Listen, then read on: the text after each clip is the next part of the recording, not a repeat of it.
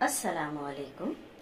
उम्मे महजान आज फिर हाजिर हैं एक नई वीडियो के साथ। आज हम दरख्त की आपबीती के बारे में जानेंगे।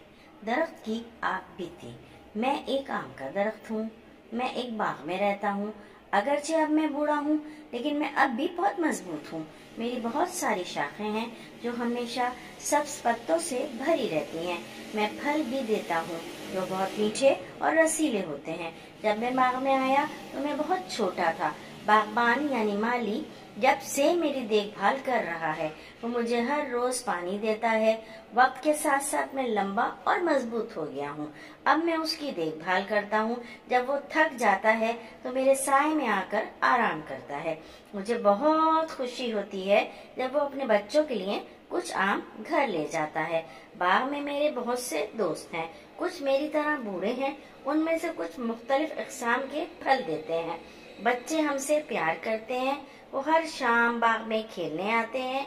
वो मेरी शाखों पर झूलते हैं और मेरे तने के पीछे छुप जाते हैं। वो मेरा फल भी खाना पसंद करते हैं। मैं उन्हें अपने गिर्द खेलते देखकर बहुत खुश होता हूँ, लेकिन महज तफरीह के लिए कोई मेरे पत्ते तोड़ता है तो मुझे बहुत तकलीफ होती है। काश उनके बुजुर्ग ने ऐसा करने से रोक सकते। उम्मीद करती हूँ आज की वीडियो आपके लिए कारआमद होगी। हौसला अफजाई के लिए लाइक और शेयर जरूर करें।